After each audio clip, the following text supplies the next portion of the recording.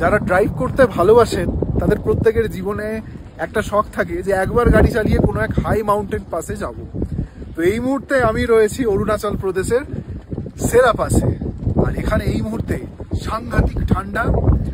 আজকে অক্টোবরের 4 তারিখ, সাংঘাতিক শীত। আর ওইদিকে নীলু দাঁড়িয়ে আছে, নীলু ঠিক এসে পৌঁছে গেছে সেলা পাসে। আর এখানে সেলা লেক, কিন্তু একে দেখে বোঝার উপায় নেই যে ঠান্ডা। গাড়ি থেকে নামলাম তো, কিন্তু এখানে প্রচন্ড হাওয়া।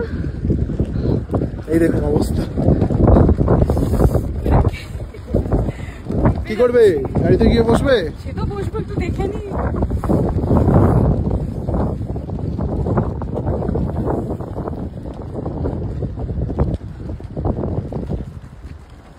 কেমন লাগছে এই শীতের মাঝখানেও? এটাই তো চাইছিলাম, যে একটা বেশ দমকা ঠান্ডা হাওয়া। চোয়াল শক্ত হয়ে যাচ্ছে। এখন যে ভিডিওটা আপনারা দেখছেন, এই ভিডিওতে না আছে কোনো ফিল্টার, না আছে কোনো কালার কারেকশন।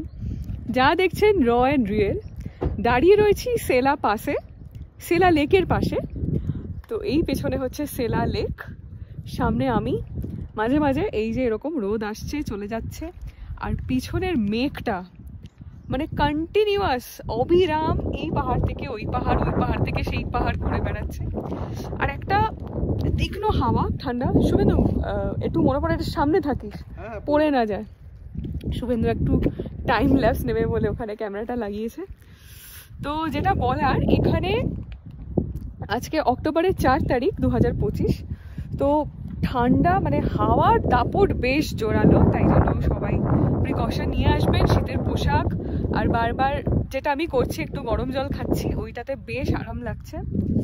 বাকি আমি যা সান্দাকফুতে যা আমি দেখেছি সেই অনুপাতে এটা কিছুই না, সেই, তাই না শুভেন্দু? সান্দাকফু অনুপাতে কিছুই না, কিন্তু দারুণ লাগছে। মানে এই ফিঙ্গার টিপগুলো না অসার। আর বেশি কথা বললে বা এই লাফালাফি করলে মানে চোয়ালটা কেমন একটা শক্ত হয়ে আসছে, এইসব হচ্ছে তো আর কি।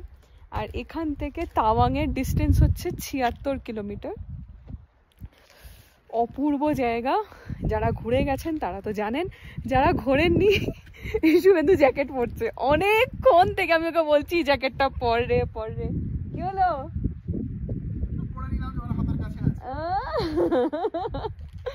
অনেকক্ষণ থেকে হু হু করছে। আমার বলছে না, আমারও তো ঠান্ডা লাগছে না, সব পড়ছে রচ্ছে। তো এই আর কি, মানে কত ভিডিও তুলবো, মানে মন ভরছে না, আর একটু তুলি।